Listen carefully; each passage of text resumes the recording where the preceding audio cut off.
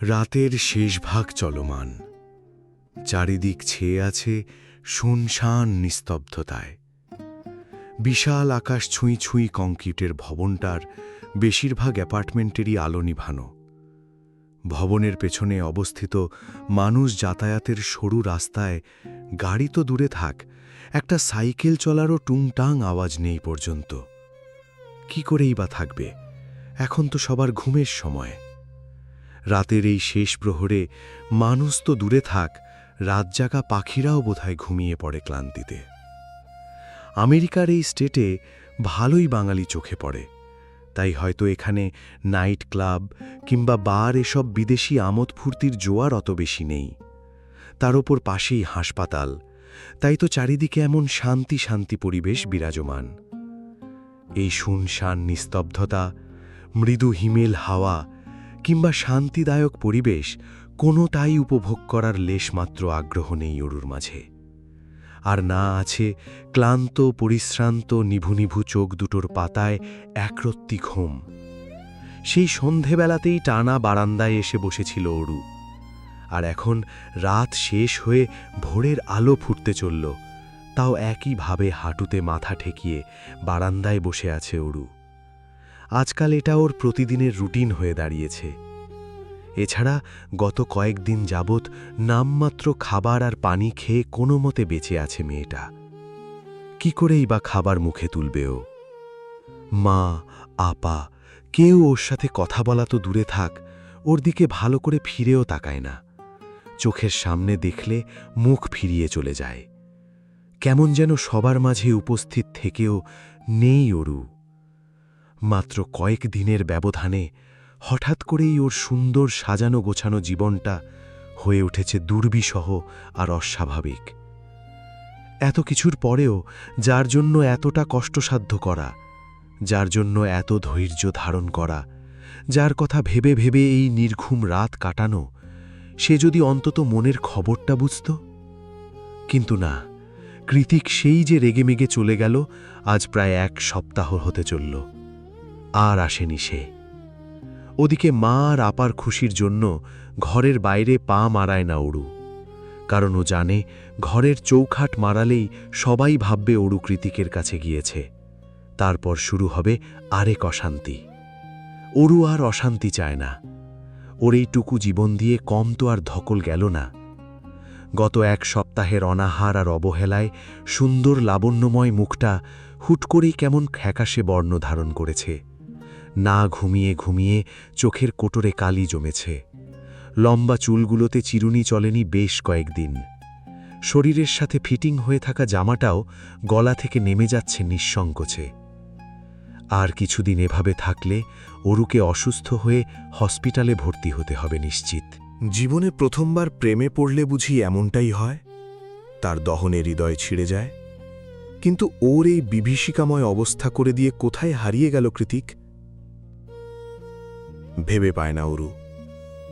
দিনে অন্তত 100 বার এসে টানা বারান্দায় উকিঝুঁকি দিতে থাকে কেউ আসলো কিনা দেখার উদ্দেশ্যে। কিন্তু না, অরুর জন্য এখন আর কেউ আসে না, বাইক নিয়ে দাঁড়িয়েও থাকে না কেউ। অরু কষ্ট পায়, ওর হৃদয়টা ব্যথায় টনটন করে ওঠে। অভিমানী কান্নায় ভিজে ওঠে চোখের পাতা। কৃতিকের ওপর এক রাশ অভিমান করে। অরু নিজেকেই নিজে কঠিন শর্ত এঁটে দিয়ে বলে, আর কখনো আপনার জন্য অপেক্ষা করব না আমি। আপনি একটা নিষ্ঠুর মানব, হৃদয়ে মায়া দয়া বলে কিছুই নেই আপনার। নয়তো কিভাবে পারছেন আমাকে না দেখে থাকতে? আপনার কি একটুও খারাপ লাগে না? আমাকে একটুও দেখতে ইচ্ছে করে না? যদি দেখতে নাই ইচ্ছে করে, তাহলে আপনি কেন আমার মস্তিষ্কে ঘুরপাক করেন সারাক্ষণ? আমি খেতে পারছি না, ঘুমাতে পারছি না, স্বাভাবিক হতে পারছি না, আপা মাকে বুঝাতেও পারছি না, অথচ ভেতরটা আপনার দহনে পুড়ে যাচ্ছে সারাক্ষণ। কেন এই দহন? উত্তরটা অন্তত দিয়ে যান। অরুর অযাচিত অভিমানী মনের উত্তর দিয়ে যায় না কেউই। তাই পরক্ষণেই আবার রেগেমেগে অরু নিজেই বলে, যেহেতু আপনি আমার কথা ভাবেন না, তাই এবার থেকে আমিও আর আপনার কথা ভাবব না, একটুও ভাবব না। ঠিকই তো, সে যদি অরুকে না দেখে ভালো থাকতে পারে, এতগুলা দিন চলে গেল, তাও যদি অরুকে একটুবার মনে না পড়ে, তবে অরুও থাকতে পারবে, কোনো সমস্যা নেই। কিন্তু হায়, প্রেমে পড়লে কি আর এত শর্ত মনে থাকে? অষ্টাদশী যে ভীষণভাবে প্রেমে পড়েছে ওই উগ্র বেপরোয়া লোকটার। তাই তো ফেটে পড়া অভিমানের কয়েক মুহূর্ত পরেই নিজেকে নিজে দেওয়া শর্তফর্ত জলাঞ্জলি দিয়ে পুনরায় ছুটে যায় টানা বারান্দায়। অতঃপর সেই চেনা মুখ, চেনা কামুক চোখ, চেনা বাইক কিছুই দেখতে না পেয়ে তীব্র কান্নার জোয়ারে সেখানেই বসে পড়ে অরু। প্রহরের পর প্রহর কেটে যায়, অরুর অপেক্ষা শেষ হয় না। তাকে একটাবার দেখার জন্য আনচান করতে থাকা হৃদয়টা অপেক্ষার প্রহর গুনতে গুনতে ঝিমিয়ে পড়ে, তবুও আশা হারায় না অরু। ওর মনে হচ্ছে কৃতিক একটু রেগে আছে সেদিনের ঘটনায়, তাই হয়তো আসছে না। রাগ পড়ে গেলে ঠিক চলে আসবে, কিন্তু আর কত? কৃতিকের বিষের মতো জ্বালাময় প্রেম যে অরুর শরীরের রন্ধ্রে রন্ধ্রে ছড়িয়ে যাচ্ছে। জীবনে প্রথমবার কারো সত্যিকারে প্রেমে পড়ে শেষ হয়ে যাচ্ছে মেয়েটা। সবার অজান্তে একটু একটু করে নিজেই খুন করছে নিজেকে, শুধুমাত্র জায়ান কৃতিকের জন্য। সময় চলমান, দিনের আলো আর রাতের মাঝেই তার প্রবাহ বিদ্যমান। এই আসে তো এই যায়, দেখতে দেখতে চোখের পলকেই কেমন 10 দিন পার হয়ে গেল, তবুও দেখা মেলেনি কৃতিকের। এখন আর অভিমান হয় না অরুর, বরং কষ্ট হয়, ভীষণ কষ্ট। যে কষ্টে ওর হৃদয়টা ক্রমাগত দুমড়ে মুচড়ে শেষ হয়ে যায়। অনু আর আজমিলি শেখ ভেবেই নিয়েছে, যেহেতু দেখা সাক্ষাৎ যোগাযোগ কিছুই নেই, সেহেতু ধীরে ধীরে সব কিছু থেকে বেরিয়ে আসবে অরু। একবার শুধু মনটা ঘুরে গেলেই কেল্লাফতে, তারপর সোজা ডিভোর্স। কিন্তু তারা তো আর জানে না, কৃতিকের এই অনুপস্থিতি ছিল অরুর হৃদয়ে এক নিদারুণ প্রেমের জোয়ার। অষ্টাদশীর মনে দাগ কেটে গিয়েছে এই দূরত্ব। জায়ান, কৃতিক আর নিখিল দুজনকে ভালোবাসার পার্থক্যটা হাড়ে হাড়ে টের পেয়েছে সে। নিখিলের মাসের পর মাস অনুপস্থিতি কিংবা দূরত্ব কোনো কিছুই এভাবে পোড়ায়নি অরুকে। অথচ কৃতিকের এই 10 দিনের দূরত্ব অরুকে বুঝিয়েছে সত্যিকারের ভালোবাসা কি। কৃতিকের হাসকি কণ্ঠস্বর, কৃতিকের রাগ, কৃতিকের হাসি, কৃতিকের ছোঁয়া, কৃতিকের শরীরের মাতাল করা সুবাস কি না মিস করে অরু। এখন আর ভাবতে ইচ্ছে হয় না কৃতিক কেন আসে না। এখন তো অরুর নিজেরই সব কিছু ভেঙে চুরে কৃতিকের বুকে গিয়ে ঝাঁপিয়ে পড়তে মন চায় অনায়াসে। হৃদয়টা যে এই দহন আর সহ্য করতে পারছে না। কৃতিকেরও কি ঠিক এই রকমই যন্ত্রণা হতো অরুর অনুপস্থিতিতে? ভাবছে অরু, মনে মনে বলছে, আপনি তো এই দহন, এই যন্ত্রণা বোঝেন, তাহলে জেনে শুনে কেন আমাকে এই দহনে পোড়াচ্ছেন? কি দোষ করেছি আমি? আমার কষ্টে নিশ্চয়ই খুব আনন্দ হচ্ছে আপনার, হাসি পাচ্ছে খুব নিশ্চয়ই। হ্যাঁ, অষ্টাদশীর অবুজ অভিমান। অলস দুপুরে খাওয়া নাওয়া ছেড়ে অরু যখন শুয়ে শুয়ে কৃতিকের কথাই ভাবছিল, তখনই রুমে প্রবেশ করে অনু। আজকাল অনু আর অরুর মাঝে খুব একটা ভাব নেই, যতটুকু প্রয়োজন পড়ে কেবল ততটুকুই কথা বলে ওরা। এর বাইরে চোখাচোখি হলেও কোনো এক অজানা অপরাধ বোধ ঘিরে ধরে দুজনকে। অনু রুমে এসে দেখতে পায় অরু বিছানায় উপুর হয়ে মরার মতো পড়ে আছে। লম্বা সিল্কি বাঁধনহারা চুলোগুলো পুরো খাটে ছড়িয়ে, শরীরটা শুকিয়ে এইটুকুনি হয়ে গেছে মেয়েটার। কিসের এত কষ্ট এই একরত্তি মেয়ের বুঝে পায় না অনু, হয়তো বুঝতে চায়ও না। তাই ও আড়ালে দীর্ঘশ্বাস ফেলে ডেকে উঠল অরুকে। অরু, খেতে আয়। অনুর ডাকে শুয়ে শুয়েই জবাব দিল অরু, রেখে দে, পরে খাবো। অনু বলে, রেখে দিলে ঠান্ডা হয়ে যাবে, এখনই খেয়ে যা। তাছাড়া মা বাসায় নেই, কেউ কিছু বলবে না তোকে। মা বাসায় নেই কথাটা শোনার সঙ্গে সঙ্গে উঠে বসল অরু। অতঃপর অনুর কাছে এগিয়ে এসে জিভ দিয়ে অধর ভিজি একটু সাহস করে বলল, আপা, আমার ফোনটা একটু দিবি? খুব বেশি না, মাত্র 5 মিনিট, তারপর আবার নিয়ে নিস। দে না আপা। অনু গম্ভীর গলায় বলল, তোর ফোন মা লকারে ঢুকিয়ে তালা মেরে রেখেছে, আমি কিভাবে দেব? অরু একটু ভেবে বলল, তাহলে তোরটা দে। অনু সভ্রু কুঞ্চিত করে শুধালো, কি করবি ফোন দিয়ে তুই? অরু স্পষ্ট গলায় জবাব দিল, জায়ান কৃতিককে কল করব। অরুর কথায় ঝাঁঝিয়ে উঠল অনু। ও তৎক্ষণাৎ অরুর দিকে ক্ষিপ্র দৃষ্টি নিক্ষেপ করে তীত গলায় বলল, জায়ান কৃতিক বলা বন্ধ কর অরু, কানে লাগছে আমার। উনি আমাদের ভাই হয়। অরু শক্ত গলায় বলল, উনি আমার স্বামী, ওনাকে আমি শুধু কৃতিকও বলতে পারি, স্বামীকে ভাইয়া কেন বলতে যাব? অনুর স্বামী বলি, এরকম একটা সম্পর্কের কথা মুখে আনতে লজ্জা করে না তোর, যেখানে মানুষটার বাবা আমাদের মায়ের প্রয়াত স্বামী? অনুর ধারালো কথায় অরু ঘাবড়াল না, বরঞ্চ সোজাসাপটা ভাবে বলল, আমাদের বিয়ের সম্পূর্ণ বৈধতা আছে আপা। সমাজ যা বলুক বলুক, আমি তাকে ভালোবেসে ফেলেছি, আমি আর পেছাতে পারব না। তাহলে মরে যাব। অনু দাঁত কটমটিয়ে বলল, তাই বলে জায়ান কৃতিককে? মানুষটা একটা উগ্র মেজাজি লোক, ছেলে বুড়ো কাউকে এইটুকুনি রেসপেক্ট দেয় না, আমাদের মাকে তো দেয়ই না, তাকেই ভালোবাসতে হলো তোকে? আমি যতটুকু দেখেছি তোর সাথে তো ভালোভাবে কথাও বলে না সে, তাহলে ভালোবাসাটা এলো কথা থেকে? অনুর কথায় অরু মনে মনে হাসে, অতঃপর মনে মনেই বলে, জায়ান কৃতিক রহস্যময় মানো বাবা, উনি সামনে যা দেখায় ভেতরে পুরোপুরি তার বিপরীত। একদিন সেটা তোরাও বুঝবি। অরু চুপ হয়ে আছে দেখে অনু বিরক্তি জড়ানো গলায় বলল, শোন অরু, ভালোবাসিস আর যাই করিস, তবে তোর সব অস্বাস্থ্যকর ভালোবাসা আর পাগলামিতে মায়ের শরীরের যদি এইটুকুনি ত্রুটি হয়েছে, কিংবা মা আবার অসুস্থ হয়েছে, তাহলে তোর খবর আছে। অরু সঙ্গে সঙ্গে বলল, তাহলে সম্পর্কটা মেনে নিলেই তো পারিস। অরুর কথায় অনুত্তিতে উঠে বলল, জায়ান কৃতিককে বিয়ে করার সঙ্গে সঙ্গে বেয়াদবের খাতায় নাম লিখিয়ে ফেলেছিস দেখছি। আর কি মেনে নেব? মেনে নেওয়ার মতো সম্পর্কে জড়িয়েছিস তুই? অরু, তাহলে সেদে সেদে দরদ দেখাতে আসিস না, আমাকে একা ছেড়ে দে। অনুর দাঁত কিরমিরিয়ে বলল, আমাকে আর মাকে না জানিয়ে বিয়ে করতে তোর একটুও বাঁধল না অরু? আরও কি করেছিস কে জানে, নয়তো দামি ফোন, এত বড় অ্যামাউন্টের চেক, এসব কোত্থেকে আসছে? অরুর শেষ কথায় রক্ত চড়ে গেল অরুর। সেদিন মাও একই কথা বলেছে, আর আজ আপাও আকারে ইঙ্গিতে বোঝাল। কি ভাবে একে এরা? আজ আর চুপ থাকল না অরু, তেতো গলায় বলল, যদি করেও থাকি স্বামীর সাথে করেছি, পাপ তো আর করিনি, তাহলে কেন শুধু শুধু কথার আঘাত করছিস আপা? অরু মিথ্যে কিছু বলেনি, কথাটা ভেবেই দমে গেল অরু। নিজেকে বারবার বসালো অরুর জায়গাতে। আজ প্রত্যয় যদি বৈধভাবে কিছুর দাবি করত, তাহলে কি অনু ফিরিয়ে দিত? কক্ষণই না। অরুর বেলায় কেন সবাই বিমাতাসুলভ আচরণ করছে তাহলে? ওর দোষটা কোথায়? ভালোই তো বেসেছে, অপরাধ তো আর করেনি, তাহলে ওকে বারবার অপরাধীর মতো কেন জাজ করা হচ্ছে?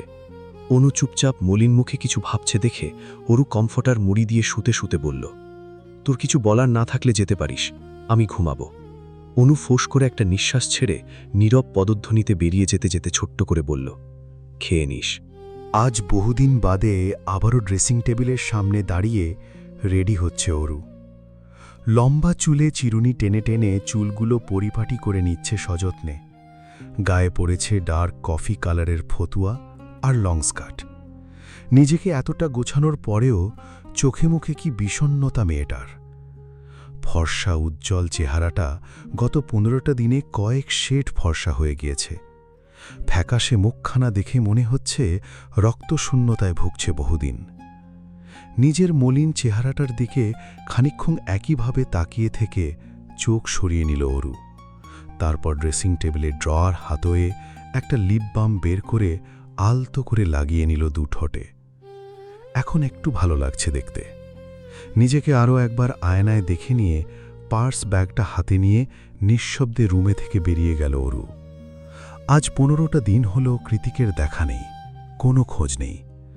এখন তো অরুর অভিমানের চেয়ে চিন্তা বেশি হচ্ছে। কোথায় গেল লোকটা? কেনই বা অরুর থেকে নিজেকে এতটা আড়াল করে রেখেছে? তাহলে কি সে আর অরুকে চায় না? কিন্তু কৃতিক যে বলেছিল, তুই শুধু বিয়েটা কর, বাকিটা জীবন আমি সামলে নেব, এই তার সামলানো? এসব কথা ভেবেই গতরাতে অরু ঠিক করেছে ও ভার্সিটিতে যাবে। তাতে মা যা বলার বলুক, আর যা করার করে নিক। এভাবে 4 দেওয়ালের মাঝে বসে বসে অপেক্ষার প্রহর গুনতে থাকলে নির্ঘাত দম আটকে মরে যাবে ও। তার চেয়ে একটা রিস্ক নিয়ে কৃতিকের সামনাসামনি হওয়াটা বেশি জরুরি। এভাবে ভালোবাসার লোভ দেখিয়ে কষ্ট দেওয়ার মানে কি? জানতে চায় অরু। সেই উদ্দেশ্যেই সকাল সকাল আজ বেরিয়েছে ও। মা অফিসে, আপা বোধহয় নিজের রুমের, সেই সুযোগটাই কাজে লাগিয়ে পা টিপে টিপে অ্যাপার্টমেন্ট ছেড়ে বেরিয়ে গিয়েছে অরু। ভার্সিটি ক্যাম্পাসে পা রাখতেই সবার আগে আজও দেখা হয়ে গেল সায়নীর সাথে। অরু সায়নীকে দেখে ঠোঁটের কোণে কিঞ্চিত হাসি ফুটিয়ে এগিয়ে আসতেই সায়নী অরুকে দেখা মাত্রই মুখ ঘুরিয়ে সোজা হাঁটা দিল বিপরীত দিকে। সায়নীর এমন বিরূপ আচরণে ঘাবড়াল না অরু, কারণ সেদিন অরুও সায়নীর সাথে খুব একটা ভালো ব্যবহার করেনি। তার উপর সায়নী জেনে গিয়েছে ওর পছন্দের জেকে স্যার আর কেউ নয়, স্বয়ং অরুর হাজব্যান্ড। এত কিছু একসাথে জানার পর একটু আধটু রাগ হওয়ারই কথা। তাই সায়নীর পেছন পেছন এগিয়ে আসতে আসতে অরু বলল, সায়নী দাঁড়াও, একটাবার আমার কথা শোনো প্লিজ, খুব বিপদে পড়েছি আমি। অরুর শেষ কথায় পা থেমে গেল সায়নীর। ও চোখ মুখ শক্ত করে বিরক্ত হয়ে ঘুরে দাঁড়াতেই আশ্চর্য হয়ে গেল। আপনা আপনি হাত চলে গেল মুখের উপর। মনে মনে বলল, এ কি হাল হয়েছে গুলুমুলু মেয়েটার? এতটা শুকিয়ে গিয়েছে যে দেখে মনে হচ্ছে বাতাসের ধাক্কায় উড়ে যাবে এক্ষুনি। সায়নী দাঁড়িয়ে পড়তেই অরু ছুটে এসে বলল, রাগ করে আছো এখনো? সায়নী বেশ ম্যাচিওর্ড, অরুর থেকে বয়সেও কয়েক বছরের সিনিয়রই হবে। স্কলারশিপ নিয়ে এসেছে কিনা, তাই রাগ হলেও প্রকাশ করার প্রশ্নই ওঠে না। অগত্যায় সায়নী বলল, রাগ করিনি, কিন্তু এই কি হাল হয়েছে তোমার? এতটা শুকিয়ে গেলে কি করে? অরু সায়নীর কথাটা পুরোপুরি এড়িয়ে গিয়ে বলল, বলবো, সব বলবো, তার আগে তুমি প্লিজ আমাকে বলো তোমার জেকে স্যার কোথায়? অরুর কথায় সায়নী তাচ্ছিল্যের হাসি হেসে বলল, নাইস জোক অরু, তোমার হাজবেন্ড অথচ খোঁজ জিজ্ঞেস করছো আমার কাছে? Isn't it funny? অরু না সূচক মাথা নাড়িয়ে অনুনয় করে বলল, প্লিজ বলো। আচ্ছা থাক, তোমার বলতে হবে না, আরেকটু পরেই তো ওনার ক্লাস, আমি বরং খুঁজে নেব। অরুকে হয়রান আর ব্যতিগ্রস্ত দেখাচ্ছে, চোখে মুখে দারুণ কষ্টের ছাপ। ওর এমন অবস্থা দেখে মন টলল সায়নীর। ও আস্তে করে বলল, কি হয়েছে বলো তো তোমাদের? জেকে স্যার তো প্রায় 15 দিন ধরে ভার্সিটিতে আসেন না, আর তুমি তো তারও আগে থেকে। সায়নীর কথায় অরুর ভ্রু কুঞ্চিত হয়ে গেল। ও মনে মনে বলল, কি বলছে সায়নী এটা? কৃতিক 15 দিন ধরে ভার্সিটিতে আসেন না? কিন্তু উনি তো কাজে ফাঁকি দেওয়ার লোক নন, আমি তো অন্তত দেখিনি। তাহলে হুট করে কোথায় হারিয়ে গেলেন উনি? অরু ভাবতে দেখে সায়নী বলল, তোমার সাথে কথা হয়নি স্যারের? এখন আবার বলো না যে নিজের হাজব্যান্ডের কোনো খোঁজই জানো না তুমি। অরু একটা শুষ্ক ঢোক গিলে অপরাভীর সুরে বলল, ঠিকই বলেছ তুমি সায়নী, আমি ওনার কোনো খোঁজই জানি না। পরক্ষণে কিছু একটা মাথায় আসতেই চট করে অরু বলে ওঠে, তোমার ফোনটা একটু দাও না সায়নী। সায়নী হ্যাঁ সূচক মাথা নাড়িয়ে ফোন বাড়িয়ে দেয় অরুর হাতে। ফোন পেয়ে অরু কাপা হাতে মুখস্থ নাম্বারটা ফোনে তুলে ডায়াল করল তাতে। কিন্তু এবারও অরুকে নিরাশ করে দিয়ে কলটা কেটে গেল। কেটে গেল বললে ভুল হবে, ফোনটা পুরোপুরি বন্ধ। নিভু নিভু শেষ আশাটুকুও হাতছাড়া হয়ে যাওয়াতে অরুর বুক কাঁপছে, কান্নারা দলা পাকিয়ে আটকে আছে গলায়। বাকশক্তি ক্ষীণ, জিওভাটা অযথাই তেতো হয়ে সারা মুখে ছড়িয়ে পড়েছে। অরু একবার দুবার করে উদ্ভ্রান্তের মতো অসংখ্যবার ডায়াল করল কৃতিকের নাম্বারে, কিন্তু প্রত্যেকবার সেই একই বিরক্তিকর কথা, দ্য নাম্বার ইজ ক্লোজড। অরুকে এমন দিশেহারা হতে দেখে সায়নী শুধালো, আইউ ওকে? অরু এদিক ওদিক মাথা নাড়িয়ে বিড়বিড়িয়ে বলল, ঠিক নেই, কিচ্ছু ঠিক নেই, আমার মন, মস্তিষ্ক, হৃদয় কিচ্ছু ঠিক নেই। ভার্সিটি, ক্লাস সব কিছু শিকে তুলে শেষমেশ অরু গিয়েছিল কৃতিকের বাড়িতে, কিন্তু না, বাড়িটাও ফাঁকা পড়ে আছে, কোথাও নেই কৃতিক। অগত্যায় এক বুক ব্যথা আর অভিমান নিয়ে ঘরে ফিরেছে অরু। কৃতিকের বাড়ি থেকে ফিরতে ফিরতে সন্ধ্যা নেমে এসেছে পুরোদ্দস্তুর। প্রায় 2 ঘন্টার রাস্তা জার্নি করে এসে বড্ড ক্লান্ত লাগছে অরুর। তার উপর সারা দিন না খেয়ে আছে, কিন্তু এখন খাওয়া যাবে না, চুপচাপ রুমে গিয়ে ঘুমিয়ে থাকতে হবে, নয়তো মা দেখলে 1000টা প্রশ্ন তুলবে, কড়া কথা শোনাবে। সেই ভেবে সদর দরজা খুলে চুপচাপ মাথা নুইয়ে নিজের রুমে পা বাড়ালো অরু। কিন্তু শেষ রক্ষা আর হল না। রুমে প্রবেশের আগেই বাঁধ সাধলেন আজমেরি শেখ। গলা উঁচিয়ে বললেন, নষ্টামো করতে গিয়েছিলে বুঝি? অরু হকচকিয়ে উঠে পেছনে তাকিয়ে বলল, কি বলছো মা? আজমেরি শেখ দুহাত বুকের উপর ভাঁজ করে সাবলীল ভঙ্গিতে বললেন, আমার কাছে খবর আছে তুমি জায়ান কৃতিকের বাড়িতে গিয়েছিলে। মায়ের কথায় অরু চোরের মতো মাথাটা নিচু করে ফেলল। অতঃপর বলল, আসলে মা, তুমি যা ভাবছ তা নয়। একদম চুপ করো, তোমার নোংরা মুখে মা ডাকবে না আমাকে।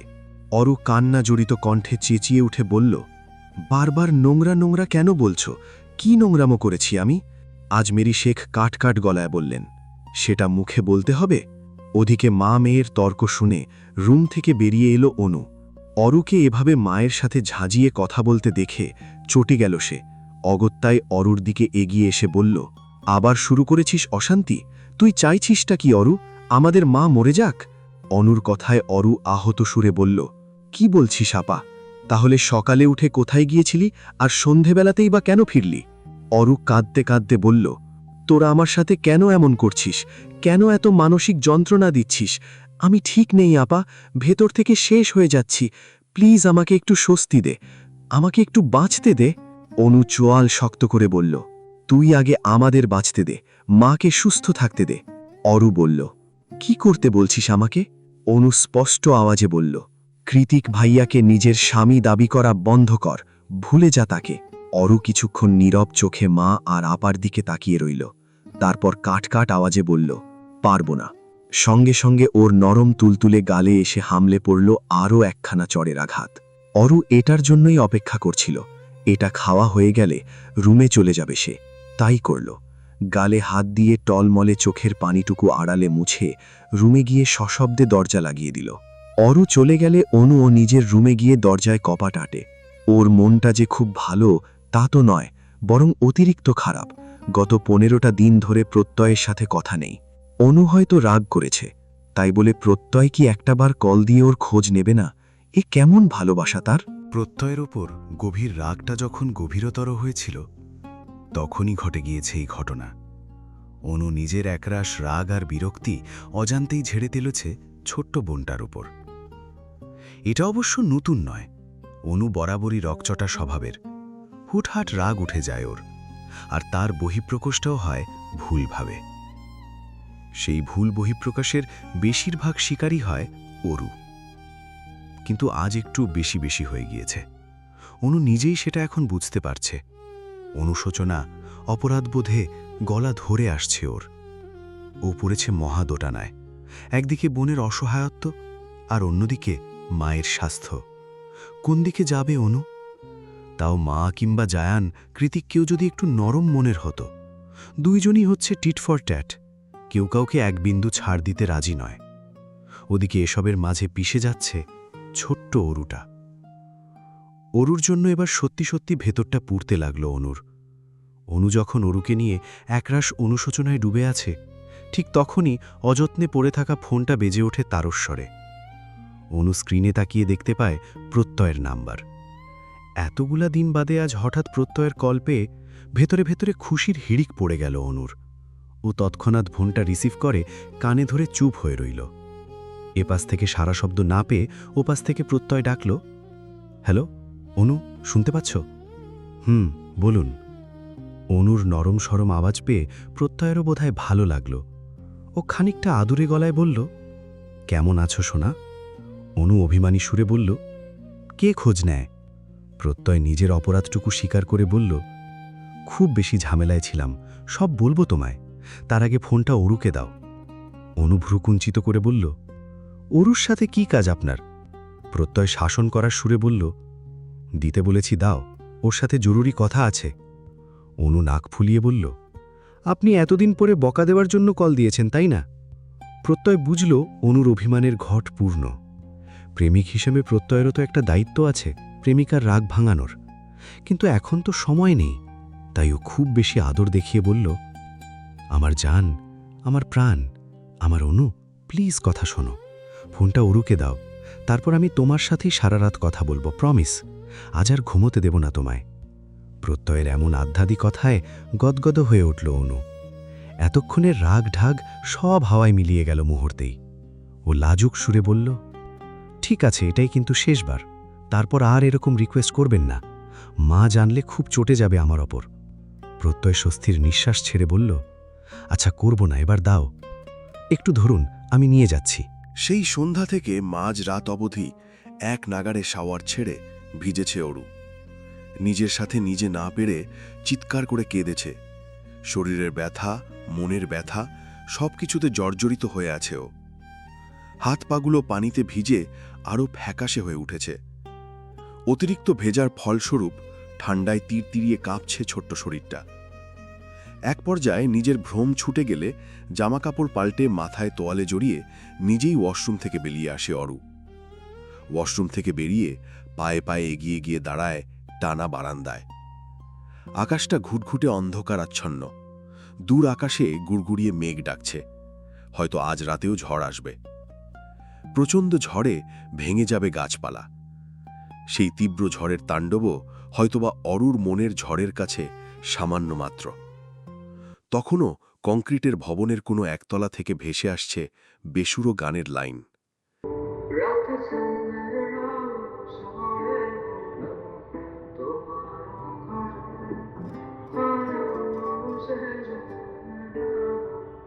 গানের লাইনগুলো খুব মন দিয়ে শুনতে শুনতেই অস্ফুটে অরু বলল, আমার থেকে লুকিয়ে কোথায় হারিয়ে গেলে তুমি জায়ান কৃতিক?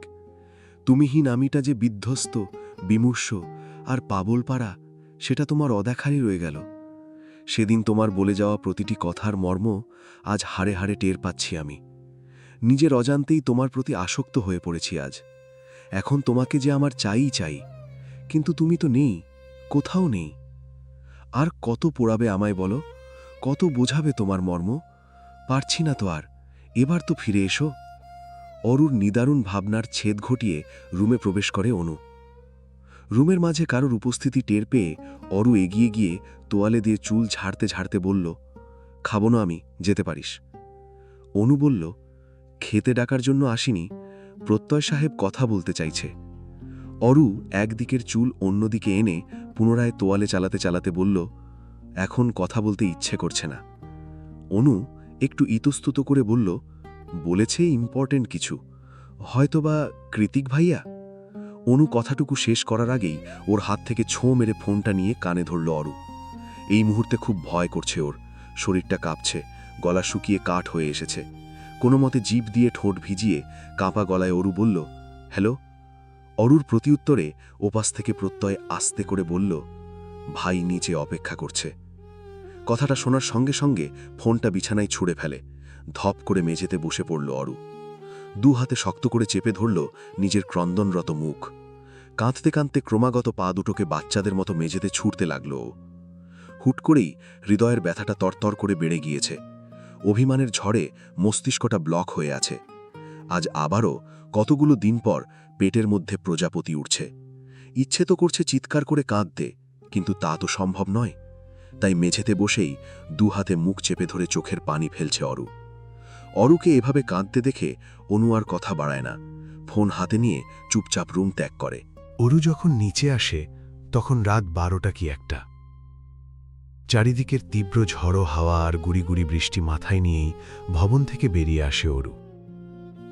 ওর পরনে ফ্রক আর লেগিংস, ভেজা চুলগুলো পাঞ্চক্লিপ দিয়ে কোনো মতে আটকানো, মাথার উপর বড় করে ঘুমটা টানা। নিচে এসে কৃতিক কিংবা তার বাইক কোনোটাই দেখতে পেল না অরু। শুনশান নীরব রাস্তায় শুধুমাত্র চোখে পড়ল একটা ব্ল্যাক মার্সিডিজ। অরু জানে এটা কার গাড়ি, তাই ও আর দেরি করল না, ছুটে চলে গেল গাড়ির সামনে। এতগুলো দিন পর কৃতিককে দেখার উত্তেজনায় হাত পা কাঁপছে ওর, সেই সাথে হৃদয়ে ভার হওয়া অভিমান তো আছেই। অরু গাড়ির সামনে এসে দাঁড়াতেই একটানে দরজা খুলে দিল কৃতিক। কৃতিককে দেখে হাঁ করে তাকিয়ে আছে অরু। পরনের অফ হোয়াইট ব্র্যান্ডেড শার্ট আর ওভারসাইজ ব্ল্যাক ডেনিম দুটোই অগোছালো। কপাল জুড়ে আঁটোসাঁটো ব্যান্ডেজ, লম্বা ঘাড় ছুঁই ছুঁই চুলগুলো আরও খানিকটা লম্বা হয়ে কপালে পড়ে আছে। বাম হাতের পিঠে এখনও ক্যানোলা লাগানো। অরু জানে না কৃতিকের কেন এই হাল, তবে কিছুটা আঁচ করতে পেরে ডুকরে কেঁদে উঠে অরু বলল, এখনও বলবেন মাইনার বাইক অ্যাক্সিডেন্ট, তাই তো? কৃতিক মৃদু হেসে বলল, বেশি না, মাত্র 3 দিন সেন্সলেস ছিলাম, পায়ের ফ্র্যাকচারের কারণে হাঁটতে পারিনি, আজই ব্যান্ডেজ খোলা হয়েছে, আর আমি হসপিটাল থেকে সোজা তোর কাছে চলে এসেছি। কৃতিকের কথা শুনে অরুর অপরাধবোধ তুঙ্গে উঠে যায়। ও কত কি না ভেবেছিল এই কদিন, অথচ কৃতিক কিনা হসপিটালে শুয়ে শুয়ে মৃত্যুর সাথে পাঞ্জা লড়ছিল। নিজের উপর বড্ড রাগ হল অরুর। অরুকে কাঁদতে দেখে কৃতিক বিরক্ত হয়ে বলল, ফ্যাচ ফ্যাচ করে কাঁদবি না তো একদম, তোর কান্না বিশ্রী লাগে, আমি কি মরে গেছি? আশ্চর্য। অরু নাক টেনে বলল, লাগুক লাগুক, কৃতিক একটা দীর্ঘশ্বাস ছেড়ে নরম সুরে বলল, বুকে আয়। অরু কি বলল সেটা শোনার জন্য অরু এবার চোখ তুলে তাকাল। অরু এখনও প্রশ্নসূচক দৃষ্টিতে তাকিয়ে আছে দেখে কৃতিক ভ্রু কুঁচকে বলল, বৃষ্টিতে ভিজে জ্বর বাঁধানোর শখ হয়েছে, তাহলে ভিজতে থাক, আমি গেলাম। অরুর তৎক্ষণাৎ বলে ওঠে, আমায় রেখে কোথায় যাবেন আপনি? অরুর কথায় কৃতিক গভীর চোখে তাকালে অরু পুনরায় মিনমিনিয়ে বলল, না মানে বৃষ্টি নেমেছে তাই। কৃতিক গম্ভীর গলায় বলল, কতক্ষণ ধরে বলছি বুকে আয়, কথা শুনিস আমার? হ্যাঁ। কৃতিক আর কথা বাড়াল না। অরুর হাতে হ্যাচকা টান দিয়ে ওকে গাড়ির মধ্যে নিয়ে শব্দ করে গাড়ির ডোর লক করে দিল, সেই সাথে নিভিয়ে দিল অবশিষ্ট আলোটুকুও। তবুও সোডিয়ামের টিমটিমে আলোয় কৃতিকের মুখটা স্পষ্ট দেখতে পাচ্ছে অরু, যে এই মুহূর্তে ওর মুখের কাছে মুখ নিয়ে ওর দিকেই মাতাল চাহনিতে চেয়ে আছে। কৃতিককে হুট করে এতদিন পর এতটা কাছে দেখতে পেয়ে কেন যেন এই মুহূর্তে প্রচণ্ড কান্না পাচ্ছে অরুর, খুশির কান্না। ও কাপা হাতে কৃতিকের গালে হাত ছুঁয়ে মনে মনে বলল, আপনাকে দেখার তৃষ্ণায় বুক ফেটে মরেই যাচ্ছিলাম, তারপর হুট করেই এক পশলা বৃষ্টি হয়ে আবারও ফিরে এলেন আপনি, ধরা দিলেন হৃদয়ে, পুনর্জীবিত করে দিলেন আমার আত্মাটাকে। এ কোন মায়ায় বাধা পড়েছি আমি। অরু চুপচাপ কৃতিকের গালে হাত রেখে চোখের জল ফেলছে দেখে কৃতিক হিসিয়ে বলল, আই মিসড ইউ বেবি। তোর কি একবারও মনে পড়েনি আমাকে? অরু কি উত্তর দেবে ঠিক বুঝে উঠতে পারল না, তাই উল্টো প্রশ্ন করে বলল, আপনি ঠিক আছেন? হাতে এখানে ক্যানোলা লাগানো কেন? কৃতিক নিজের হাতের দিকে তাকিয়ে বলল, ডিসচার্জ করার আগেই বেরিয়ে এসেছি তো, তাই খোলা হয়নি। অরু পটু গিন্নির মতো করে ওকে শাসিয়ে বলল, এটা কি ঠিক হলো? আপনি এখনও ইনজোর্ড। কৃতিক অরুর গলায় নাক ঘষতে ঘষতে বলল, তোর কাছে ফিরে এসেছি, এবার ঠিক হয়ে যাব। অরু চোখ দুটো বুজে কাঁপা গলায় বলল, আমি ভেবেছিলাম আপনি আর আসবেন না। কৃতিক অরুরের ওড়নাটা সরিয়ে ওর লম্বা চুলগুলো একটানে খুলে দিয়ে চুলের সুঘ্রাণে মুখ ডোবাতে ডোবাতে বলল, তোকে ছাড়া বাঁচতে পারলে তো? কৃতিকের কথাই অরু মৃদু হাসে। তীব্র ঝড়ের শেষে প্রকৃতি যেমন পুরোপুরি শান্ত হয়ে যায়, ওর হৃদয়টাও এই মুহূর্তে পুরোপুরি শান্ত। বাইরে বৃষ্টি ছাপিয়ে ঝড় শুরু হয়েছে, ক্ষণে ক্ষণে গর্জে উঠছে আকাশ। এমন ঝড়ো হাওয়ার মধ্যে গাড়িতে বসে থাকতে ভয় করছে অরুর, অথচ কৃতিক সেই যে গলায় মুখ ডুবিয়েছে এখনও ছাড়েনি। অরু এখন ব্যথায় জর্জরিত হয়ে চোখ বুজে সহ্য করছে সবকিছু। এক পর্যায়ে গগন কাঁপানো আওয়াজে হুট করেই বাজ পড়ল ধরণীতে। সঙ্গে সঙ্গে অরু ঘুরে এসে কৃতিককে জড়িয়ে ধরল শক্ত করে। অরু জড়িয়ে ধরাতে এতক্ষণে কৃতিক পার্থক্যটা বুঝতে পারল। অরু শুকিয়ে গিয়েছে অনেকটা, শরীরটা এইটুকুনি হয়ে গিয়েছে। কৃতিক এবার ভ্রু কুঞ্চিত করে অরুকে নিজের থেকে ছাড়িয়ে চোয়াল শক্ত করে বলল, এভাবে শুকিয়ে গিয়েছিস কেন? কি হয়েছে এই কদিনে তোর সাথে? কৃতিকের কথায় অরু মাথা নিচু করে ঠোঁট উল্টে ফুপিয়ে উঠল। অভিমানী কান্নায় ভেঙে পড়ে অস্পষ্ট সুরে বলল, কি হয়েছে সেটা তো আপনি ভালো বলতে পারবেন। সেদিন কি সব কঠিন কথা বলে কোথায় যেন হারিয়ে গেলেন, আর এলেন না। দিন যায় রাত যায়, আপনি আর আসেন না। আমি তো ভেবেছি আপনি আমাকে শাস্তি দেওয়ার জন্য লুকিয়ে আছেন কোথাও। আমার বুঝি কষ্ট হয়নি? অরুর কথায় কৃতিক যেন আকাশ থেকে পড়ল। ও অরুর গাল দুটো হাতে চেপে ধরে চোয়াল শক্ত করে বলল, মাত্র কয়েকটা দিন আমি আসিনি বলে তুই খাওয়া বন্ধ করে দিবি? এটা কেমন কথা? আমাকে কি তোর এতটাই লেম মনে হয়? যাকে না দেখে এক মুহূর্ত থাকতে পারি না, তাকে শাস্তি দেওয়ার জন্য নিজেই লুকিয়ে থাকব? এই তোর বুদ্ধি? নিজেকে এভাবে কষ্ট দেওয়ার সাহস কোথায় পেলি তুই? মাত্র 15 দিনে ভুলে গেলি? শরীরটা তোর হলেও আত্মাটা আমার। অরু কাঁদতে কাঁদতে অভিমানের পসরা সাজিয়ে বসেছে, একে একে উগরে দিচ্ছে সব। কৃতিকের শার্টের বোতাম খুঁড়তে খুঁড়তে হেঁচকি তুলে অরু বলল, শুধু আসেননি তা তো নয়, একটা খোঁজ নেই, খবর নেই, আপনার ফোনটাও বন্ধ। আপনি জানেন আমি আপনার বাড়িতে পর্যন্ত গিয়ে ঘুরে এসেছি, কিন্তু আপনাকে পাইনি। অরুর কথায় কৃতিক বিরক্তি ভঙ্গিতে বলল, খুঁজেছিস ভালো কথা, তাই বলে নাওয়া খাওয়া বন্ধ করে এভাবে শুকিয়ে যেতে হবে? এখন আমি আদর করব কোথায়? পিচ্চি মেয়েদের বিয়ে করলে এই হয়, পরিস্থিতি বোঝে না, কিচ্ছু না, সারাক্ষণ ইমোশনাল হয়ে থাকে। অরু কাঁদতে কাঁদতে ঝাঁঝিয়ে উঠে বলল, ইমোশন যদি বুঝবেনই না তাহলে করেছেন কেন পিচ্চি মেয়েদের বিয়ে? আমি কি বিয়ে করার জন্য নাচছিলাম? অরুর এত কান্নাকাটি সহ্য হলো না কৃতিকের। ও অরুকে এক ঝটকায় টেনে এনে নিজের বাহুতে আগলে ধরে এবার নরম সুরে বলল, আমি কল্পনাও করিনি যে তুই আমার জন্য এতটা ডেসপারেট হয়ে যাবি। তাহলে জ্ঞান ফেরার পরে অন্তত অর্ণবকে দিয়ে খবর পাঠাতাম, কিন্তু তাই বলে তুই এভাবে নিজেকে কষ্ট দিবি? অরুর উত্তর নেই। ও তো ফোপাতে ফোপাতে নাকের পানি চোখের পানি দিয়ে কৃতিকের শার্ট ভিজিয়ে ফেলেছে। কৃতিক সেসবে গুরুত্ব না দিয়ে পুনরায় বলল, এখানে আর থাকতে হবে না, চল আমার সাথে। অরু এবার মাথা তুলে শুধাল। কোথায় যাব? তোর হাজব্যান্ডের বাড়ি আছে, সেখানেই। অরু আঁতকে উঠে বলল। কি বলছেন, এই ঝড়ের মাঝে এত রাতে? যাবি কি না? অরু কিছু বলছে না দেখে কৃতিক গাড়ি স্টার্ট দিতে দিতে বলল, আমিও বা তোকে কেন জিজ্ঞেস করছি অযথা? তোকে ছাড়া আমি আর থাকতে পারবো না, সো না এর কোনো অপশন নেই। কৃতিকের কাণ্ডে অরু হতভম্ব। কি হচ্ছে না হচ্ছে কিছুই মাথায় ঢুকছে না ওর, তাই একবার সবটা বোঝার জন্যে নিজের দিকে তাকালো অরু। পায়ে স্যান্ডেল, গায়ের ওড়নাটা ব্যাক সিটে পড়ে আছে, পরনে ফ্রক, বাইরে তুমুল বর্ষণ, পেছনে ফেলে এসেছে মা আর আপাকে। পাশে বসে দক্ষ হাতে ড্রাইভ করছে সবচেয়ে কাছের মানুষটা, আর অরু এভাবেই তার সাথে স্বামীর বাড়ি যাচ্ছে। অবশ্য জায়ান কৃতিকের দ্বারা সবই সম্ভব। স্যান ফ্রান্সিসকো ছাড়িয়ে শহরতলির সেই নির্জন শুনশান রাস্তায় আসতেই ঘটল বিপত্তি। গাছপালা ভেঙে পড়ে, পুরো রাস্তা ব্লক হয়ে আছে, সামনে যাওয়ার কোনোরূপ উপায়ান্তর নেই। অগতাত্ত্বেই কৃতিক ব্রেক কষল সেখানেই। পুরো রাস্তা জুড়ে ঘুটঘুটে অন্ধকার, বিদ্যুতের লাইনচ্যুত হওয়ায় রোড লাইটগুলো নিভে আছে। চারিদিকে মানুষ তো দূরে থাক, একটা মশা মাছিরও আনাগোনা নেই, অথচ বাইরে ঝুম বৃষ্টি। এমন একটা পরিবেশে আটকে পড়ে অরুর গা ছমছম করছে। তাই মুখ কাচুমাচু করে বলল, এবার কি হবে? কৃতিক একবার অরুর ভয়ার্ত মুখের দিকে তাকিয়ে কিছু একটা ভাবল, অতঃপর গমগমে আওয়াজে বলল, অরু, ব্যাকসিটে চল। অরু অবাক সুরে শুধাল, কেন? আমি বলেছি তাই। অরু উদ্বিগ্ন হয়ে বলল, এভাবে জোরে জোরে নিঃশ্বাস কেন ফেলছেন? আপনার কি শরীর খারাপ করছে? কৃতিক বলল, হ্যাঁ, চল এবার। অরু আর কি বা করবে? কৃতিকের শরীর খারাপ লাগছে দেখে তাড়াহুড়ো করে বেরিয়ে গেট খুলে ব্যাকসিটে গিয়ে বসল। কৃতিকও অন্য সাইড থেকে এসে গেট লাগিয়ে দিল। কৃতিক এসেছে দেখে অরু নিজের জামা কাপড় থেকে বৃষ্টির পানি ঝাড়া বাদ দিয়ে ওর ব্যান্ডেজ করা কপালে হাত ছুঁয়ে বলল, কোথায় খারাপ লাগছে দেখি। কৃতিক তৎক্ষণাৎ কোনো কিছুর পূর্বাভাস না দিয়েই অরুর হাতটা পিছনে চেপে ধরে নিজের ঠোঁট দিয়ে ওর ওষ্ঠাধর দখল করে। কৃতিকের এহেন কাণ্ডে অরু বিস্ময়ে কিং কর্তব্যবিমূঢ়। ও নড়তে পারছে না, কৃতিককে ছাড়াতেও পারছে না, ওদিকে দম আটকে আসছে। একটা দীর্ঘ আর গভীর চুম্বন শেষে কৃতিক অরুর ঘাড়টা চেপে ধরে নিজের কাছে নিয়ে হিসশিসিয়ে বলল, হার্টবিট, একবার তুমি বলে আপন সুরে ডাক। তোর মুখে তুমি শোনার ইচ্ছে আমার বহু বছরের।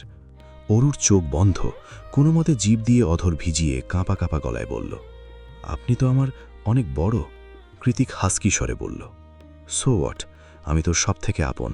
আর একটু পরে আমাদের মধ্যে কোনো দূরত্ব থাকবে না, তাহলে আমাকে ডাকবি না তো কাকে ডাকবি? অরু এই মুহূর্তে পুরোপুরি কৃতিকের বশবর্তী। কোনো এক অদৃশ্য জাদু বলে কৃতিক ওকে পুরোপুরি নিজের আয়ত্তে নিয়ে ফেলেছে। তাই অরুও কাঁপা কাঁপা কণ্ঠে বলল, আপনাকেই বলবো। তাহলে বল। অরু পরাজিত সৈনিকের মতো ছোট্ট করে উচ্চারণ করল, তো তুমি। কৃতিক পুনরায় বলল, চোখ খুলে আমার দিকে তাকিয়ে স্পষ্ট আওয়াজে বল। অরু এবার তাই করল। শুষ্ক ঢোক গিলে কৃতিকের চোখে চোখ রেখে রিনরিনিয়ে বলল, তুমি।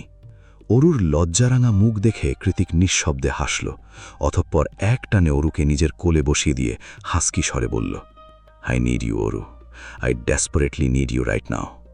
হবি না আমার? একটি অপার্থিব সকাল, সেই শুরুর দিনগুলোর মতোই নিরিবিলি, নিস্তব্ধ, শুনশান পরিবেশ। দীর্ঘ ঝলেই তাণ্ডব আর ঝুম বর্ষাকে সর্বেসর্বা বিদায় জানিয়ে খুব ভোরেই সূর্যকিরণ উকি দিয়েছে পূব আকাশে।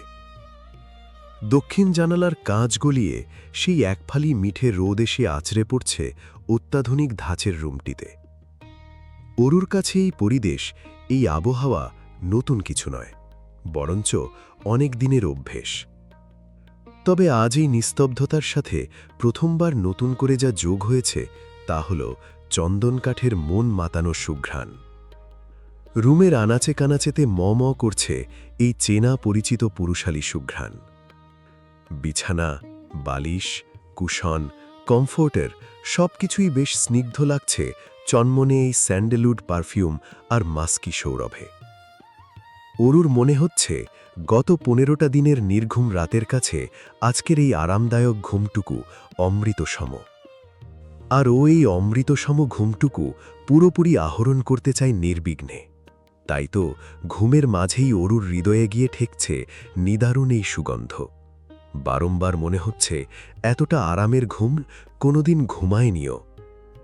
ব্যথাতুর শরীরটাকে একটুখানি নাড়িয়ে চাড়িয়ে আরও খানিকটা সময় ধরে নতুন এই অনুভূতির সাথে পরিচিত হবে বলে ভেলভেটের মতো মসৃণ কুশনের মাঝে মুখ দাবিয়ে মিঠে রোদটুকু পিঠে পিছলে দিয়ে অন্যদিকে ঘুরে শুল অরু।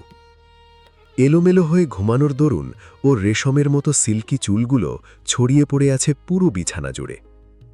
সেগুলোকে গোছানোর কোনরূপ প্রয়াস না চালিয়েই আবারও ঘুমের দেশে পাড়ি জমাল অরু। তবে অরুর এই অমৃতসম আরামদায়ক ঘুম গাঢ় হতে পারল না খুব একটা। তার আগেই কানে ভেসে এলো ইলেকট্রনিক্স মেশিনের ভোস ভোস আওয়াজ। এহেন আওয়াজে ঘুমের মাঝেই বিরক্তিতে চোখমুখ কুঁচকে গেল অরুর। কোথা থেকে এই আওয়াজের উৎস তা ঠাউর করার জন্যে খানিকটা চোখ অখুল্ল বটে। ঘুমের রেশ কাটিয়ে আড়মোড়া ভেঙে চোখের পাতা খুলতেই সফেদরঙা সিলিংয়ের দিকে চোখ গিয়ে ঠেকল ওর, যা দেখে হুট করেই বড্ড অপরিচিত লাগছে অরুর। কিন্তু চারপাশের স্নিগ্ধ সুঘ্রাণটা বড়ই পরিচিত। অগত্যেই ঘুমের ঘোর কাটিয়ে চারিদিকে চোখ ঘোরাল। সঙ্গে সঙ্গে ওর মনে পড়ে যায় ঝড় আর বৃষ্টিস্নাত নির্ঘুম বিগত রাতের কথা। কিছু ঘোর লাগানো মুহূর্ত, আর তারপর জায়ান কৃতিকের অনেকটা কাছে চলে আসা। সবকিছুই সুস্পষ্ট অরুর মস্তিষ্কে এখন। সেসব কথা মাথায় আসতেই তীব্র লজ্জায় চোখ দুটো খিঁচে বন্ধ করে নিল অরু। অরু যখন ঘনিষ্ঠ মুহূর্তের কথাই ভাবছিল, ততক্ষণে ছক্কা লাগার মতো আরও একটা প্রশ্ন এসে মাথায় লাগল ওর। মনে মনে ভাবল, তখন তো গাড়িতে ছিলাম, তাহলে এখন কোথায়? কথাটা ভাবার সঙ্গে সঙ্গে পুনরায় কানে ভেসে এলো সেই বিরক্তিকর আওয়াজ। আওয়াজের উৎস খোঁজার জন্য অরু এবার চোখ ঘুরিয়ে চাইল ওয়াল মিরারের দিকে। দেখল ওর থেকে খানিকটা দূরত্বে আয়নার সামনে দাঁড়িয়ে হেয়ার ড্রায়ার দিয়ে ব্যাক ব্রাশ করে করে চুল শোকাচ্ছে কৃতিক। পরনে তার ট্রাউজার সেট। কৃতিককে দেখার সঙ্গে সঙ্গে অরু তড়িৎ গতিতে কমফোর্টারের মধ্যে মুখ লুকাল। মুখ ঢাকা দিতে দিতেই নিচু স্বরে বিড়বিড়াল, নির্লজ্জ নির্দয় লোক। ওদিকে অরুর নরণচরণ টের পেয়ে কৃতিক হাতের কাজ চালাতে চালাতেই ডাকল, মিসেস অরোরা জায়ান। কৃতিকের এহেন সম্বোধনে কমফোর্টারের মাঝে বসেই উষ্ণতায় ছেয়ে গেল অরুর সর্বাঙ্গ। লজ্জারা রক্তিম হয়ে ঘিরে ধরেছে মুখমণ্ডলের আনাচে কানাচে, সেই সাথে যোগ হয়েছে তলপেটের উড়ন্ত প্রজাপতি। লজ্জায় রাঙা হয়ে অরু যখন ঠোঁট কামড়ে মটকা মেরে পড়েছিল, তখনই পুনরায় ডেকে ওঠে কৃতিক। আয়নার দিকে তাকিয়েই বলে, এটা আপনার বাপের বাড়ি নয় মিসেস জায়ান, এটা আপনার স্বামীর বাড়ি। তাই 12টা পর্যন্ত ঘুমানোর বদভ্যেস দূর করতে হবে, কজ আপনার হাজব্যান্ডকে সকাল সকাল ভার্সিটি যেতে হয়। কৃতিকের এহেন খোঁচামারা কথায় অরু আর শুয়ে থাকতে পারল না। অগত্যায় মুখ কাচুমাচু করে উঠে বসে পিঠ ঠেকিয়ে দিল খাটের ব্যাকস্ট্যান্ডে। ওর পরনে এখনও কৃতিকের সফেদ রঙা শার্ট, সামনের দিকে শার্টের দুটো বোতাম খোলা। অরু নিজের অপটু হাতে বোতাম দুটো লাগিয়ে একটু একটু চোখ উঁচিয়ে কৃতিককে দেখল, অতঃপর মিনমিনিয়ে শুধাল, বাসায় কি করে এলাম? কৃতিক এদিকে না ঘুরেই জবাব দিল, ভূতে নিয়ে এসছে তোকে। অরু জানে কৃতিক মজা করছে, কিন্তু ওর কেন যেন কথা বলতে বেশ অস্বস্তি হচ্ছে। কথা তো দূরে থাক, কৃতিকের চোখের দিকে তাকাতেও লজ্জা লাগছে এই মুহূর্তে। শান্ত সাবলীল চোখ দুটির দিকে তাকালেই বারংবার মনে পড়ে যাচ্ছে কাল রাতের অশান্ত আর ঘোর লাগানো দৃষ্টিপাতের কথা, যা অরু উপেক্ষা করতে পারেনি। নিজের অজান্তেই আপন করে নিয়েছিল সেই মিষ্টি যন্ত্রণাটুকু। অথচ এখন সেসব কথা মনে পড়লেই লজ্জায় মরে যেতে ইচ্ছে করছে অরুর। অরু চুপ হয়ে আছে দেখে কৃতিক বলল, ঘুম না হলে ঘুমোতে পারিস, ডিস্টার্ব করব না। অরু না সূচক মাথা নাড়িয়ে মিনমিনিয়ে বলল, আপনার মাথার ব্যান্ডেজ কোথায়? কৃতিক বলল, ফ্রেশ হবার ছিল তাই খুলে ফেলেছি। অরু ভ্রু কুঁচকে বলল, তাই বলে পুরো ব্যান্ডেজ খুলে ফেলতে হবে? আপনি এত ছন্ন ছাড়া কেন বলুন তো? অরুর কথায় কৃতিক এবার ঘুরে তাকিয়ে চোখ ছোট ছোট করে বলল, কাল পুরোপুরি স্বামীর অধিকার দিয়েছিস, আর আজই শাসন করার স্টার্ট? কৃতিকের কথা গায়ে না মেখে অরু ফস করে একটা নিঃশ্বাস ছেড়ে উঠে দাঁড়াল। কৃতিকের শার্টটা ওর হাঁটুতে গিয়ে ঠেকেছে।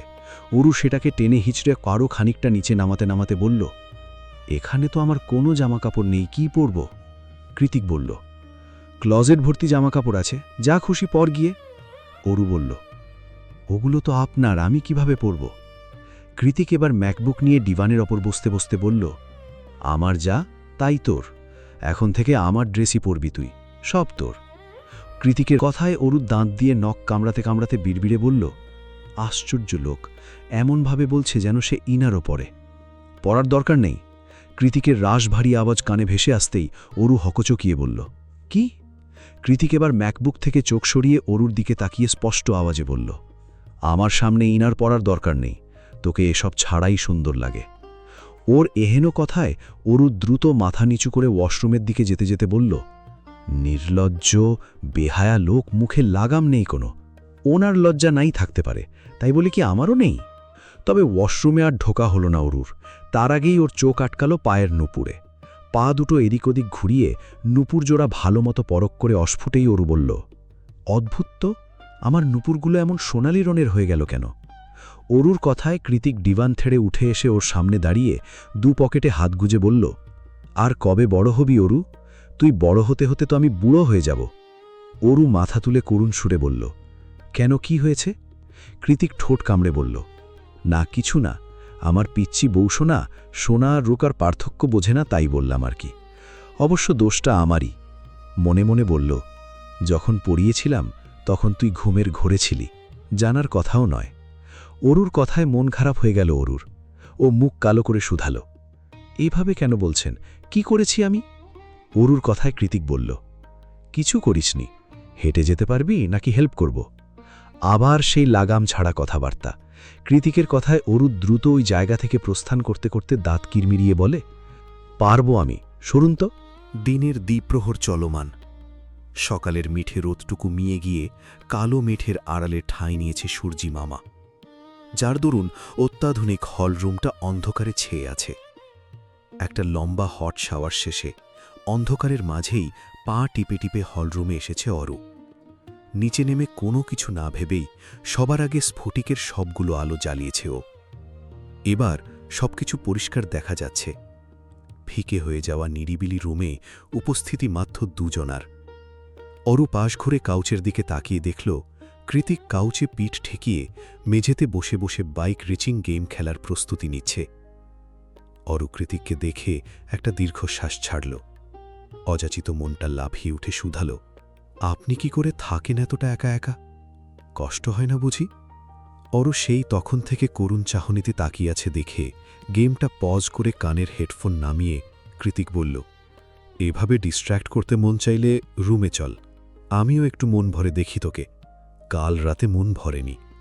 কৃতিকের কথা গায়ে না মেখে অরু কিচেনের দিকে যেতে যেতে বলল, খিদে পেয়েছে, কি রান্না করা যায় বলুন তো? অরু কিচেনের দিকে দুকদম এগিয়ে যেতেই কঠিন সুরে বাদ সাথে কৃতিক। ওকে আর এক পাও বাড়াতে না দিয়ে কৃতিক বলে, খবরদার, কিচেনে যাবি না তুই। কৃতিকের কথায় অরু ভ্রু কুঞ্চিত করে পেছনে তাকিয়ে শুধালো, কিচেনে না গেলে রান্না কিভাবে করব? কৃতিক মনিটরের দিকে গভীর দৃষ্টিতে তাকিয়ে বলল, ফ্রিজে স্যালাড আর পাস্তা রাখা আছে, গরম করে খেয়ে নে। অরু নাক সিটকয়ে তুলে বলল, আমি এসব খেতে পারি না। তাছাড়া রান্না করলে সমস্যাটা কোথায়? আগেও তো রান্না করতাম, আর আপনি খেতেনও, তাহলে এখন কিসের অসুবিধে আপনার? কৃতিক চোয়াল শক্ত করে বলল, আগের কথা ভুলে যা, এখানে তোকে রান্না করার জন্য আনিনি আমি। অরু কিচেন কাউন্টারে হেলান দিয়ে দুহাত বুকে ভাঁজ করে বলল, তাহলে কেন এনেছেন শুনি? অরুর শেষ কথাতে কৃতিক মনিটরের গেমটা পজ করে রিমোট কন্ট্রোলটা কাউচের উপর ছুঁড়ে ফেলে দিয়ে উঠে দাঁড়াল। অতঃপর ট্রাউজারের পকেটে হাত গুজে অন্য হাত দিয়ে লম্বা ঘাড় ছুঁই ছুঁই চুলগুলো ব্যাক ব্রাশ করতে করতে অরুর দিকে এগিয়ে এসে ওর কানের কাছে মুখ নিয়ে হাস্কি আওয়াজে বলল, দুটো রিজন, এক, ইচ্ছে মতো আদর করার জন্য, আর দুই, আমাকে অভ্যেসে পরিণত করার জন্য। কৃতিকের কথায় অরু খানিকটা ভরকে যায়। অযাচিত লজ্জায় মিয়ে যাওয়া মুখখানা হুট করেই আড়াল করে দাঁড়িয়ে পড়ে উল্টো দিকে। কৃতিক সেভাবেই দাঁড়িয়ে অরুর আগাগোড়া পরখ করতে থাকে। কৃতিকের ক্লজেটে কালোর সমাহার। সেখান থেকেই বেছে নিয়ে একটা ব্ল্যাক ওভারসাইজ টি শার্ট আর একটা 3/4 পরেছে অরু। কৃতিকের 3/4 অরুর ফুল প্যান্টে পরিণত হয়েছে। দেখতেও বেশ কিউট লাগছে ওকে। অরুকে ভালোমতো পরখ করে ওর কানের কাছে মুখ নিয়ে কৃতিক হিসিসিয়ে বলে ওঠে, আমার ড্রেসে তোকে মারাত্মক লাগছে হার্টবিট। এখন থেকে আমার সামনে অন্য কিছু পরার দরকার নেই। অন্য কিছু পরার দরকার নেই মানে? এ আবার কেমন কথা? অরু কি এখন সারা জীবনের সব দানবীয় সাইজের পোশাক আশাক পরে ঘুরে বেড়াবে নাকি? আশ্চর্য। মানুষ কি বলবে? কথাটা ভেবেই বিরক্ত হল অরু। বিরক্তিতে চিরবিড়িয়ে পেছনে ঘুরে কৃতিককে হালকা ধাক্কা মেরে সরিয়ে কাউচে গিয়ে বসতে বসতে বলল, খিদে পেয়েছে তো আমার, স্যালাড খেতে পারবো না, অন্য কিছুর ব্যবস্থা করুন। কৃতিক পকেট থেকে ফোন বের করল। সেটা স্ক্রল করতে করতে বলল, আমি রান্না করতে পারি না, কি খাবি বল, অর্ডার করে দিচ্ছি। অরু এক ঝলক কৃতিককে পরখ করে কিছু একটা ভেবে বলল, বলছি তার আগে এদিকে আসুন। ওর অকস্মাৎ সম্বোধনে কৃতিক ফোন থেকে নজর সরিয়ে প্রশ্নসূচক দৃষ্টি নিক্ষেপ করে বলল, সিরিয়াসলি তুই আমাকে কাছে ডাকছিস? তাহলে কাল এত কান্নাকাটি করার কি মানে ছিল অরু? আবার সেই ভুলভাল কথা টানছে কৃতিক। এই লোকের মাথায় আর কিছু নেই নাকি ভেবে পায় না অরু। এমনকি ভাবার জন্য খুচরো সময় নষ্টও করে না, বরং উঠে এসে কোনোরূপ কসরত না দেখিয়েই অনেকটা অধিকার নিয়ে নিজের হাত দিয়ে কৃতিকের খড়খড়ে পুরুষালী হাতটা ধরে ওকে টেনে এনে কাউচে বসাল। অরুর কাণ্ডে কৃতিক আর বাদ সাদ্র না, উল্টে কাউচে গা এলিয়ে দিয়ে অরুকে নিজের কোলে বসিয়ে নরম সুরে শুধাল, এখানে কেন? অরু পেছনে ঘুরে কৃতিকের ক্ষতস্থানে আলতো হাত বুলিয়ে বলল, আপনার এখন হসপিটালের বেডে শুয়ে শুয়ে ফ্রুটস খাওয়া উচিত, তা না করে আমাকে কথা দিয়ে পিষ্ট করছেন। কতটা গভীর ক্ষত হয়েছে একবারও খেয়াল করেছেন? কৃতিক অরুর কথার 2 পয়সা তোয়াক্ক না করে নিজ হাত দিয়ে ওর গাল দুটো চেপে ধরে বলল, কতবার বলেছি আমাকে তুমি করে বলবি, কথা শুনিস না কেন? অরু কৃতিকের চোখ থেকে অন্যদিকে চোখ সরিয়ে অস্পষ্ট সুরে বলল, পারব না, আমার লজ্জা লাগে ভীষণ। কৃতিক ঠোঁট বাঁকিয়ে হেসে বলল, এখনো লজ্জা? অরু কৃতিককে কিভাবে বোঝাবে? কাল রাতের কথা উঠলে কান দিয়ে ধোঁয়া বের হয় ওর। ভীষণ লজ্জায় শিহরণ জেগে ওঠে ক্ষুদ্র নারীদেহের রন্ধ্রে রন্ধ্রে। সেই শিহরণে কেঁপে ওঠে অষ্টাদশীর হৃদয়, মন, সবকিছু। হৃদয়ের সাথে কম্পিত হয় ধনুকের মতো বাঁকানো নারী শরীরটাও। পরমুহূর্তেই নিজেকে সামলে নেয় অরু। শখের পুরুষের সেই শিহরণ জাগানো প্রথম ছোঁয়াকে পুরোপুরি মাথা থেকে সরিয়ে মনের মাঝে জেকে বসে তার প্রতি একটুকু ব্যাভাতুর ভালোবাসা। বারবার মনে হতে থাকে, কেন আপনি এত একা জায়ান কৃতিক? আপনার জীবনটা অন্য সবার মতো স্বাভাবিক নয় কেন? এতগুলো বছর কি করেই বা একা একা বেঁচে আছেন আপনি? আমি কি আপনার জীবনের এই একাকিত্ব আদৌ দূর করতে পারবো কোনো দিন? ওরও চুপচাপ বসে আছে দেখে কৃতিক আগ বাড়িয়ে শুধালো, কি ভাবছিস? ওরও এদিক ওদিক মাথা নাড়িয়ে টি টেবিল থেকে ফার্স্ট এইড বক্স হাতুড়িয়ে কৃতিকের কোল থেকে নেমে গিয়ে পাশে বসে বলল, অ্যাক্সিডেন্ট কিভাবে করলেন? কৃতিক কাউচের ব্যাক সিটে গা এলিয়ে দিয়ে বলল, সেদিন তোর মায়ের বাসা থেকে বেরিয়ে বাইকে রাইডিংয়ে গিয়েছিলাম। ইম্পর্ট্যান্ট ম্যাচ ছিল, তাই না করতে পারিনি। হয়তো মেন্টালি ডিস্ট্র্যাক্ট ছিলাম, তাই নিজের উপর কন্ট্রোল ছিল না। কৃতিকের কথায় ভয়ের চোটে অরুর শরীরের লোমকূপ দাঁড়িয়ে গেল। কোনো মতে ওর মাথায় শপেট ব্যান্ডেজের আস্তর লাগাতে লাগাতে অরু বলল, আপনার রাগটাকে ভীষণ ভয় করে আমার।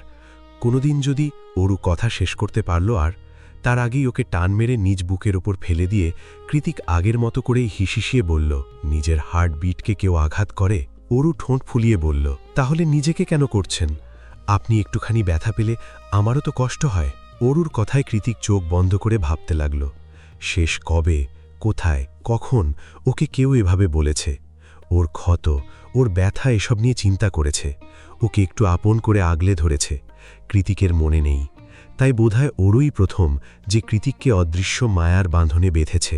আজ কৃতিকের অশান্ত হৃদয়টা তৃপ্তির ঢেকুর তুলে বলছে, এত বছরের অপেক্ষা খুব একটা কষ্টের ছিল না অরু, এখন তো সেসব শুধুই স্মৃতিমাত্র। আমার অরু এখন আমার বুকেই আছে, আর কখনো কেউ এই দূরত্ব বাড়াতে পারবে না।